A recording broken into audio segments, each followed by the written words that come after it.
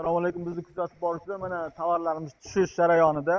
Hozir bulardan yangi modeli kelgan, yangi model siklonli. Hozir ularni sizlarga ko'rsatib, bitta obzor qilib beramiz. Mana siklonli apparatimiz. Bu uzunligi 1.70, mana bunisi qo'shganda 1.80 ga chiqadi. Buni общий sploshnoy ochilgichi, molotkovoylari 36 ta molotkovoyi, 6 tadan kuydirilgan segmentli pichog'i bo'ladi. 3 xil skorisi, o'rta qalosda katta kichik. Lentasi ham 80-90 sm lentasi bo'ladi. Endi buni xarakteristikasi, buni modeli VSM 205 model bo'ladi. Оборот 2008, remenni hisobiga 3,5 оборотgacha chiqadi bu.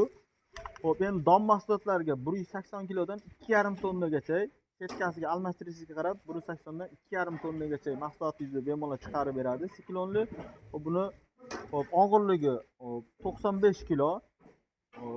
95 kilo. Buni setkalari 4 xil setkasi bor. Hamma bilgan o'sha yorma yem, kepak, shakar qilib beradi.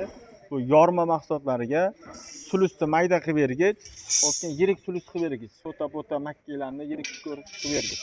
Motori ham 5,5 kilovatli misli motor bo'ladi.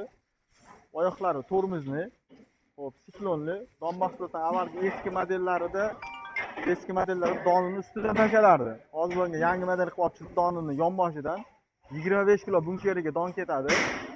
25 kilodan siklon bilan sizga xohlagan razmeringizni tushirib beradi.